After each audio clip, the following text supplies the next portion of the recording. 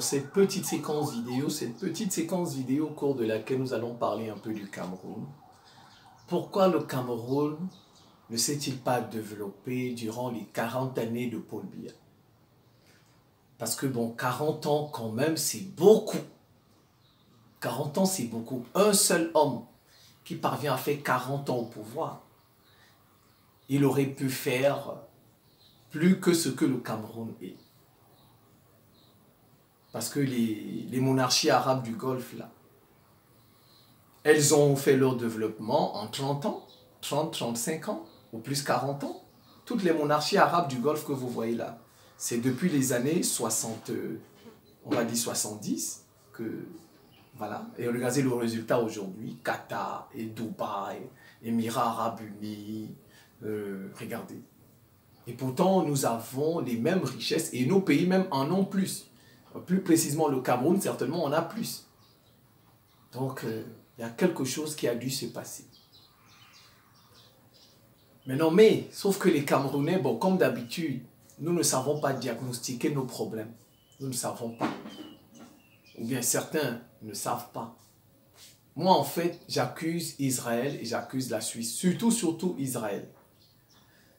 Vous savez, Israël et la Suisse, là-bas, c'est les bébés des Occidentaux.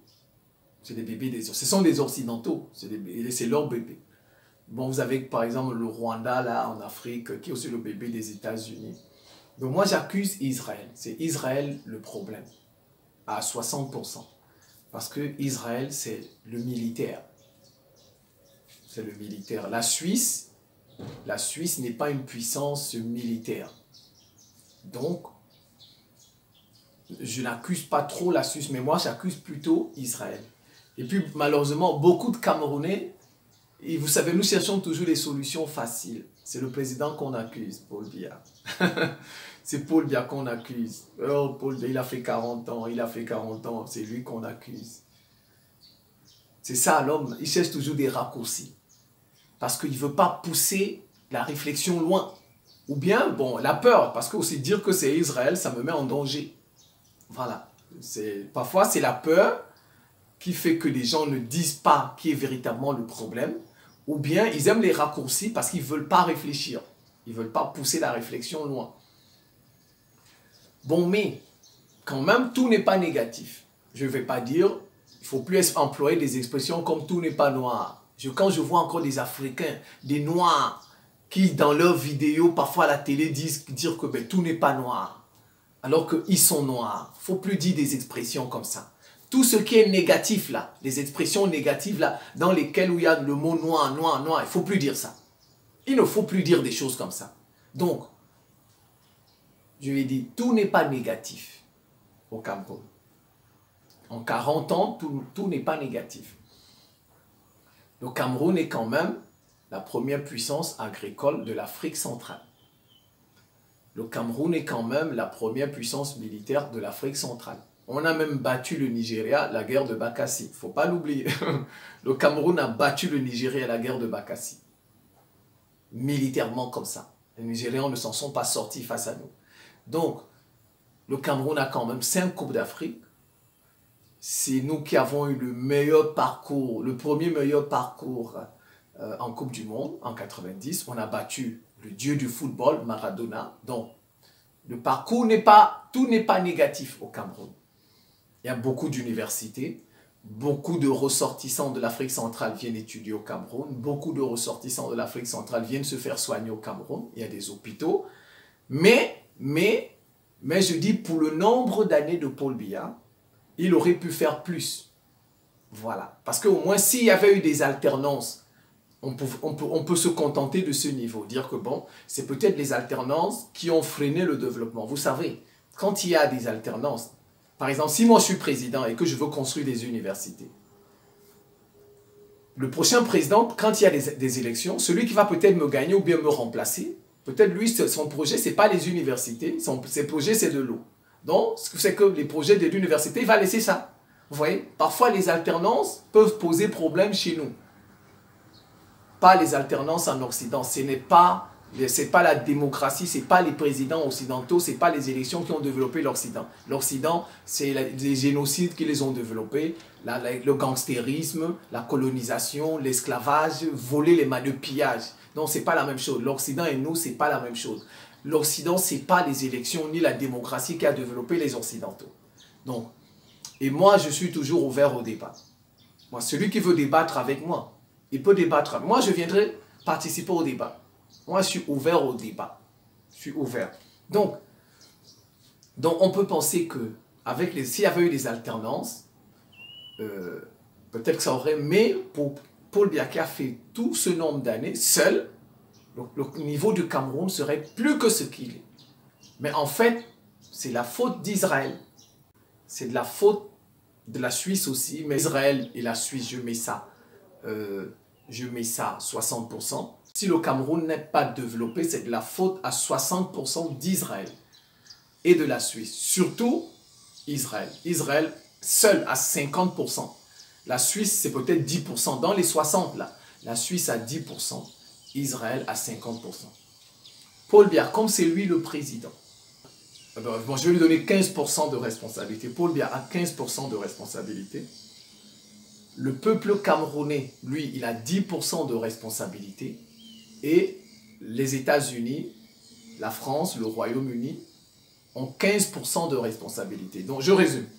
Israël, 50% de responsabilité. La Suisse, 10%. Ça fait 60. Paul Biya, 15% de responsabilité dans le malheur du Cameroun. Les Occidentaux, les parents d'Israël et de la Suisse, donc France, États-Unis, ouais, ont 15% et le peuple camerounais a 10% de responsabilité. Bon, ça peut faire l'objet de tous ces pourcentages-là. Mais moi, je vais insister sur pourquoi.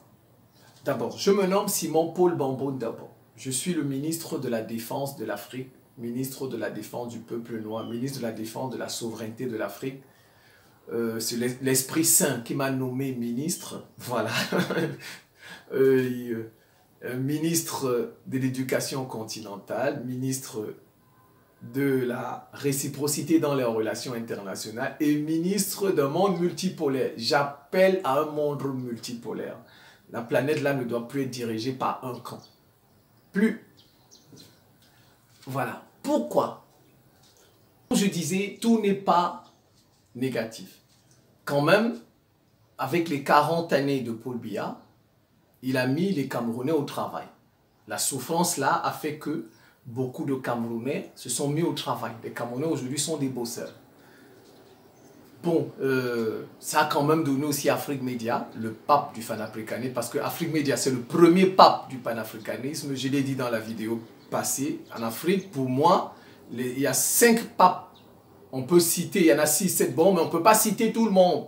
On ne peut pas citer, il y en a qui viennent vous dire, ben non, comme dans une équipe de football, on ne cite pas tous les joueurs. Une équipe de football n'a pas que 11 joueurs. Une équipe de football à 22 jusqu'à 25, même avec des encadreurs, etc. Mais on ne cite jamais tout le monde. On cite toujours les plus importants, Mbappé, Messi, etc. Des choses comme ça. Donc on ne peut pas citer tout. Mais il y en a qui ne comprennent parfois pas des petites choses comme ça.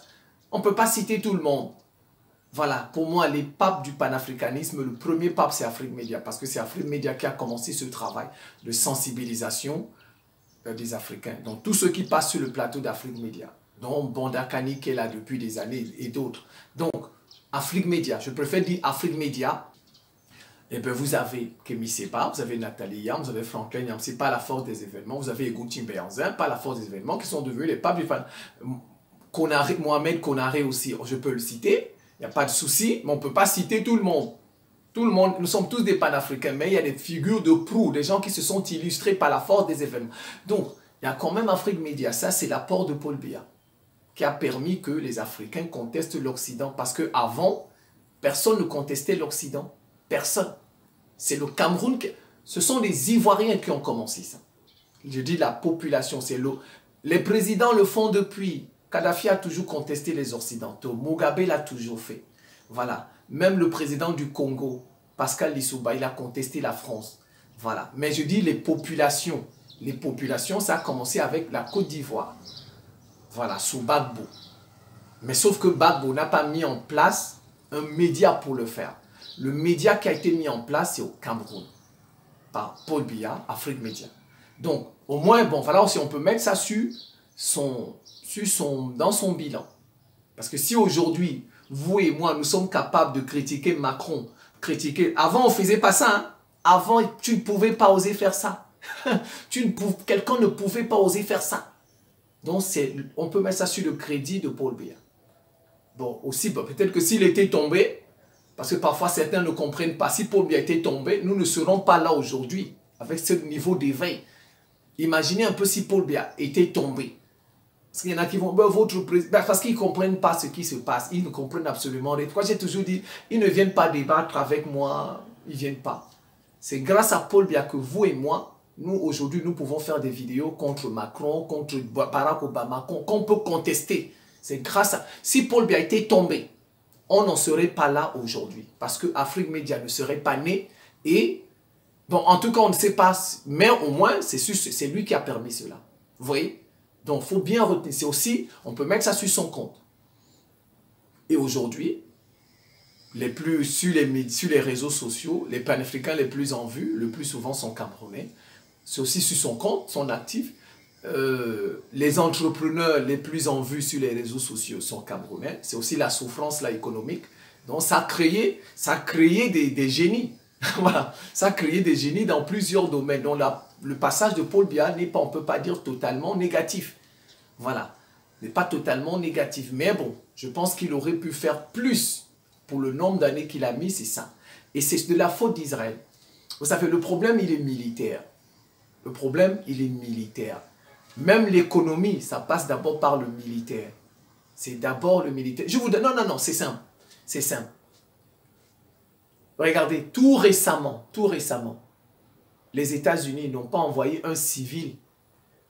Parce que je pense qu'il a failli avoir une rencontre Tshisekedi Kagame. Je pense. Mais ils n'ont pas envoyé le ministre des Affaires étrangères, un civil. Ils ont envoyé des militaires d'abord. Des gens de la CIA et puis quelqu'un qui est un Marines pour rencontrer ces deux présidents. C'est tout récemment au Congo, tout récemment. Donc vous voyez, c'est d'abord le militaire qui détermine. C'est le militaire avant de mettre les civils. Donc, qu'est-ce qui se passe? Je prends le Japon pour vous permettre de comprendre la responsabilité d'Israël. Je suis obligé de prendre le Japon. Il faut que les Camerounais sachent ça. Prenons le Japon, prenons Sud-Corée et Taïwan. Le Japon perd la deuxième guerre mondiale, n'est-ce pas? Boum, bombe atomique là-bas, on plose là-bas, n'est-ce pas? Hiroshima, Nagasaki. Les États-Unis s'implantent militairement au Japon. Vous voyez, c'est le militaire. C'est le militaire qui a permis le développement du Japon. Les États-Unis s'implantent au Japon militairement. Ils s'implantent en Sud-Corée militairement. Ils s'implantent à Taïwan militairement. Et ils ont en face d'eux des communistes qu'ils veulent renverser. Alors, ils vont faire miroiter le développement économique dans ces trois pays-là.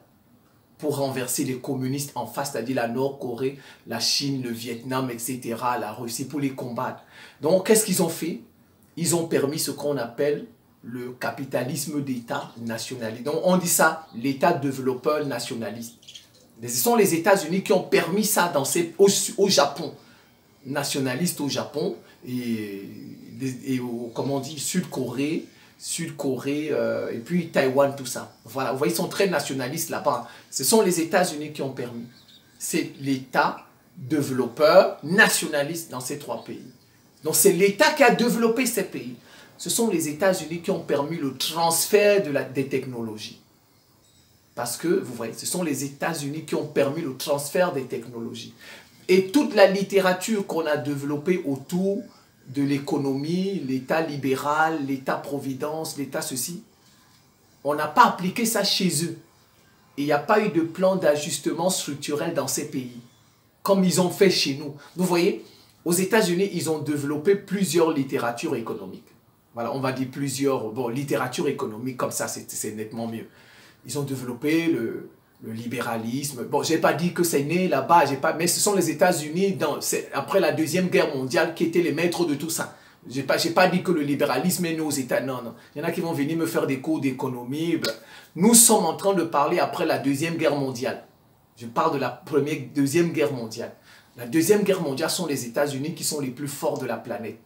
Voilà. Et ils ont développé, ils ont repris, si vous voulez, mais ce sont eux qui ont développé la littérature des pays sous-développés, développés, nanani, nanana, cela, ceci. Et les plans d'ajustement structurel, ce sont leurs grandes universités qui ont développé ça, Harvard, MIT, etc., avec leurs grands chercheurs comme les Milton Friedman, etc. Alors, mais, au Japon, en Sud-Corée et à Taïwan, puisqu'ils sont là-bas militairement, ils ont permis le développement d'un État développeur nationaliste. Ça les a développés. Vous voyez, c'est grâce aux États-Unis que le Japon a ce niveau. Grâce aux États-Unis. Ça ne veut pas dire que les Japonais étaient plus travailleurs que les Africains. Ce n'est pas ça. Ce n'est pas ça.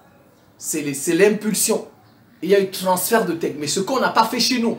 Si chez nous, on veut nous, la preuve, ça se passe au Rwanda en ce moment. Les Rwandais sont en train de se développer. Vrai ou faux? Le Rwanda est en train de se développer. Ça veut dire que, ça veut dire quoi? Que si ces gens-là avaient voulu faire la même chose chez nous, on se serait développé aujourd'hui. Ça ne veut pas dire que ceux-là sont plus travailleurs que nous, non. Regardez le Rwanda, Kigali, comme c'est beau, ceux qui y vont, il y a du développement qui arrive. Non, c'est une affaire, c'est une volonté. On appelle ça, c'est de la volonté politique, c'est tout. Il n'y a pas de peuple travailleur et de peuple paresseux. C'est une affaire de volonté politique. Il suffit de mettre des individus au travail. Nous, par exemple, la souffrance des 40 années de Paul Biya, ça nous a mis au travail. Donc, vous voyez, ce sont les États-Unis qui ont permis leur développement. Avec leur présence militaire. Ils ont envoyé leurs instructeurs militaires, ils ont occupé le Japon, etc. Donc, qu'est-ce qui se passe en 84? En 84, au Cameroun, Paul Biya connaît ce qu'on appelle un coup d'État, le 6 avril 84. Donc, 2 ans après, quand il vient au pouvoir, en 82, 2 ans après, il connaît un coup d'État. On appelait ça le 6 avril 1984. Alors, il accuse l'ancien président et la France. Qu'est-ce qu'il fait? Mobutu lui donne comme conseil, mon cher ami, fais attention. Fais venir Israël. Va en Israël, tu signes des accords avec eux. Et c'est ce que Paul Biya a fait. Paul Biya a fait venir les instructeurs israéliens. Donc on va dire qu'il a fait venir l'armée israélienne au Cameroun. Vrai ou faux? C'est ça. Comme vous avez vu... Non, c'est très simple. C'est très simple. Si aujourd'hui, le Mali ne se développe pas, vous allez accuser qui? Si au bout de 20 ans, le Mali ne se développe pas aujourd'hui, vous allez accuser qui? Si Centrafrique aujourd'hui, au bout de 20 ans ne se développe pas, si le Niger, si le Burkina aujourd'hui, au bout de 20 ans, vous allez accuser qui? La Russie, n'est-ce pas? Ils ont, vrai ou faux, des instructeurs là-bas? Ils ont des instructeurs? Ils ont des instructeurs? N'est-ce pas? Vrai ou faux? Vrai ou faux? La centrale nucléaire de l'Iran, qui a donné un coup de main aux Iraniens, ce sont des Russes. Ce sont des Russes qui ont donné un coup de main aux Iraniens pour leur centrale nucléaire. Peut-être que vous ne voyez pas bien. Vous voyez pas bien. Regardez, c'est comme vous voyez le Mali était dans une situation difficile. Le Mali allait faire venir, a demandé à la France de partir et le Mali a fait venir les Russes. Comme toi, il était confronté aux rebelles et la France était présente. Fait venir, c'est comme ça, Paul Biya, il était confronté, il était dans un coup d'État. Et il sait ceux qui étaient derrière le coup d'État. Vous savez, généralement, ceux qui faisaient les coups d'État chez nous, c'est la grande puissance coloniale. Il n'y a pas eu de coup d'État sans l'aval de la grande puissance coloniale. La majorité des coups d'État, sauf les coups d'État révolutionnaires. Voilà. Mais comme celui de Paul Biya, ce n'était pas un coup d'État révolutionnaire, c'était pour le renverser, c'est tout. Donc, Paul Biya, il s'est dit, ah ben tiens, je ne fais plus confiance à la puissance coloniale, je ne fais non plus confiance à l'ancien président, donc je vais chercher un autre pays pour venir protéger mon pays et protéger mon pouvoir. Voilà, c'est comme ça, c'est la même chose. Ouais, c'est ce qui s'est passé. Bon, vous savez, les Israéliens sont discrets. Vous ne savez même pas s'ils sont au Cameroun, alors qu'ils y sont.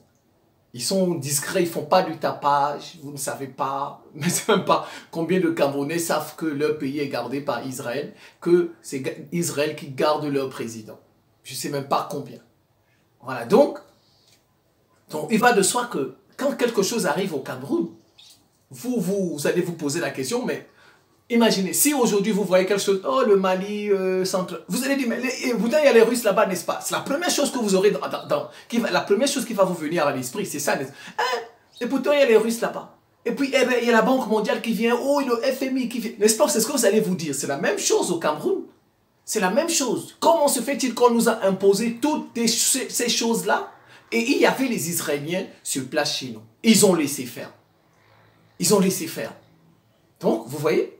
Donc, en tout cas, il y a un problème. Il y a quelque chose qui ne dit, il y a quelque chose qui ne va pas. Donc, c'est pourquoi moi, je dis que le développement manqué du Cameroun, il est imputable à Israël. Il est imputable, c'est le militaire qui fait tout. Quand un président est bien gardé, le développement économique va suivre.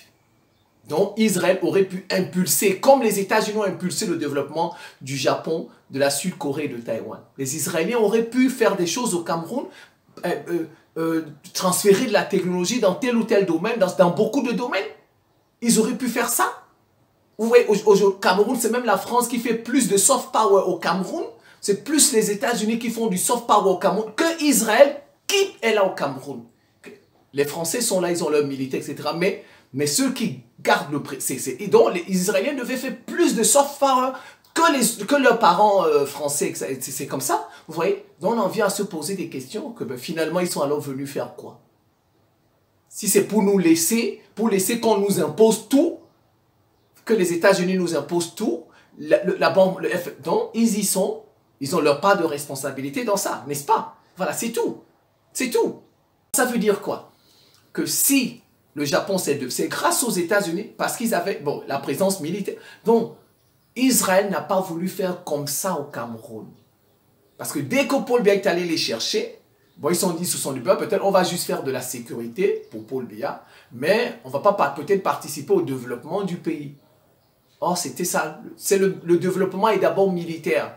C'est le militaire qui apporte, puisque, comme je vous ai dit, si aujourd'hui le Mali n'avance pas, beaucoup vont accuser la Russie.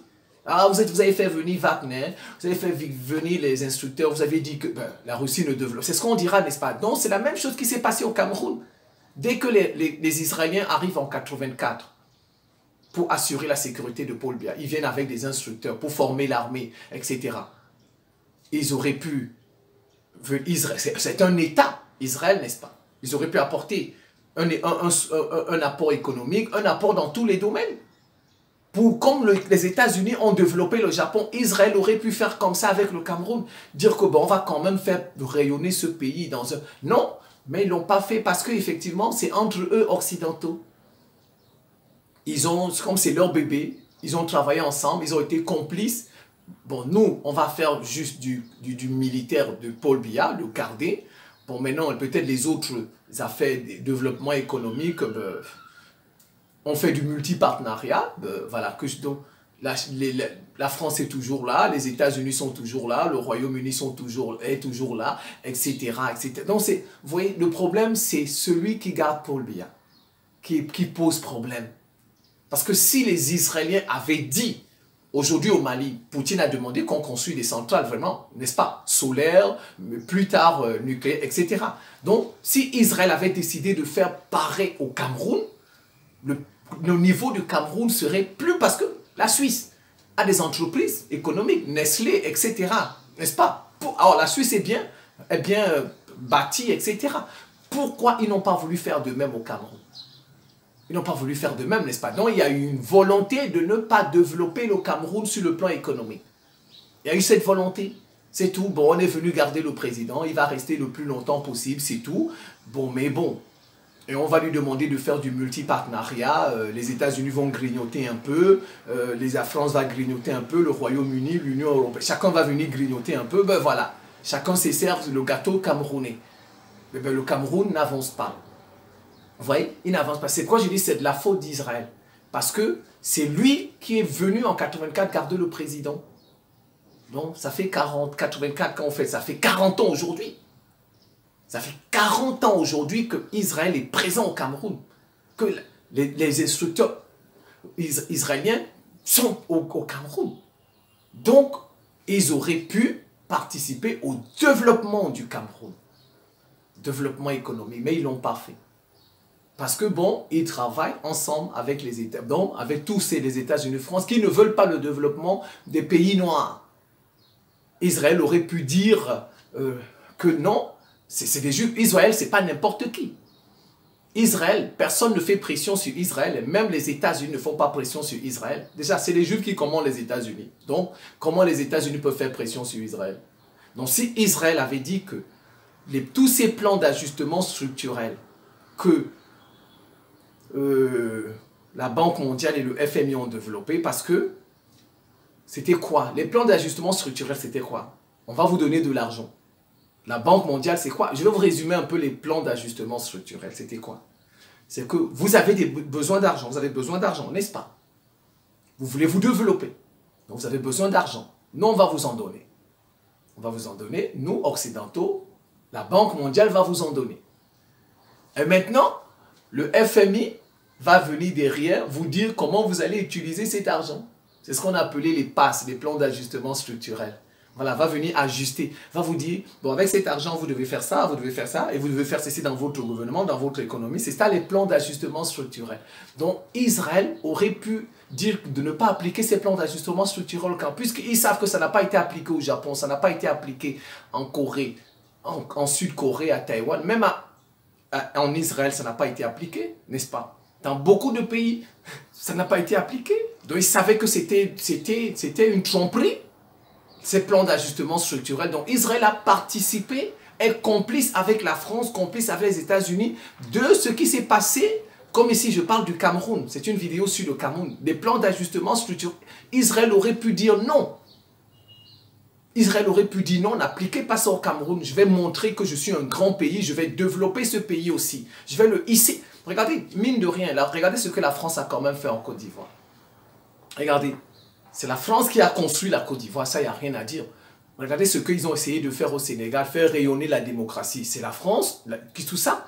Donc, mais qu'est-ce que Israël a apporté au Cameroun pour qu'il rayonne? Voilà.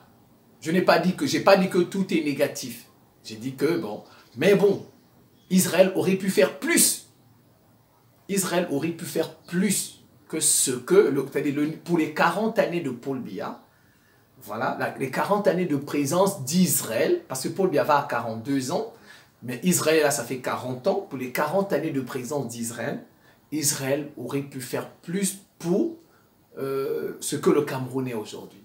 Bon, c'est pourquoi moi, je dis, j'accuse Israël, parce que c'est le militaire qui commande. C'est le militaire. Dès que vous avez les militaires sur place pour assurer la sécurité, l'économique va suivre. L'économique va suivre, le président est tranquille, personne ne peut le déstabiliser. Alors donc, le programme économique, on va le mettre en place. Donc si au Cameroun, on n'a pas mis un bon programme économique pour développer le Cameroun, ceux qui assurent la sécurité de Paul Biya, ils sont pour quelque chose. Ils sont pour quelque chose. Le pays qui assure la sécurité de Paul Biya, il est pour quelque chose. Comme on dit que la France y est pour quelque chose en Côte d'Ivoire, la France y est pour quelque chose au Sénégal, comme on dit les États-Unis y sont pour quelque chose au Japon, en Sud-Corée, à Taïwan. Et comme on dira demain que si le Mali n'est pas devenu quoi que ce soit, ben c'est de la faute des Wagner, c'est la faute de Poutine. C'est comme ça. Donc Israël n'a pas pris toute sa part de responsabilité dans le développement du Cameroun. Il n'a pas pris toute sa part de responsabilité. Israël n'a pas donné le meilleur de lui-même pour que le Cameroun aille de l'avant. Voilà, il a travaillé plutôt de concert avec ses maîtres, avec ses pères, ses parents France, Angleterre, ouais, parce que ce sont leurs parents. Israël, la Suisse et l'homme, c'est les bébés. Voilà, donc vous voyez, c'est pourquoi mais beaucoup de Camerounais, ils ne savent pas ça. C'est celui qui garde votre président qui est responsable de votre développement. C'est celui qui garde, c'est le militaire qui commande. C'est les militaires. Ils auraient pu orienter Paul Biya, lui dire non, il faut faire ça, il faut faire ça, il faut faire ça sur le plan économique, il faut que le pays fasse comme ça. Ils auraient pu. Comme ce que nous attendons aujourd'hui de la Russie, du Mali. On espère que les Russes vont faire ça au Mali, vont faire ceci. Israël aurait pu faire la même chose au Cameroun durant ces 40 années. Durant ces 40 années. Comme nous disons que la France n'a rien fait dans tel ou tel pays, etc. On doit dire la même chose d'Israël au Cameroun. La même chose. Voilà, c'est ça le problème. Donc c'est Israël qui, véritablement, n'a pas fait que le Cameroun se développe. Il est responsable à 50% Israël. 50%. 10% la Suisse. Paul Biya est responsable à 15%. Les Occidentaux ont leurs 15% de responsabilité. Le peuple camerounais lui-même, il en a 10% de responsabilité. Bon, les autres pourcentages, je peux les développer plus tard. Bon, mais c'était une vidéo focus sur Israël pour que les Camerounais cessent de poser le mauvais diagnostic. Voilà, il faut cesser de faire le mauvais diagnostic. Il faut poser le bon diagnostic. C'est celui qui garde le président qui impulse le développement. C'est lui. C'est celui qui garde le pays qui impulse le développement. C'est les États-Unis qui gardent le Japon. C'est lui qui impulse tout le développement que vous voyez dans les monarchies arabes du Golfe. Ce sont les grandes entreprises des États-Unis qui ont fait ce travail. Les grandes équipes d'architectes, les grands bureaux d'architectes, ce sont eux qui ont fait ce développement là-bas. Parce que les États-Unis sont sur place militairement, ils gardent le pays. Donc celui qui garde le pays, c'est lui qui impulse le développement. Si le pays ne se développe pas, il sera le premier accusé. Le premier. C'est comme ça. Voilà. Donc je pense que je vais m'en tenir là. C'est la fin de cette petite séquence vidéo. Je vous remercie pour votre attention et à très bientôt.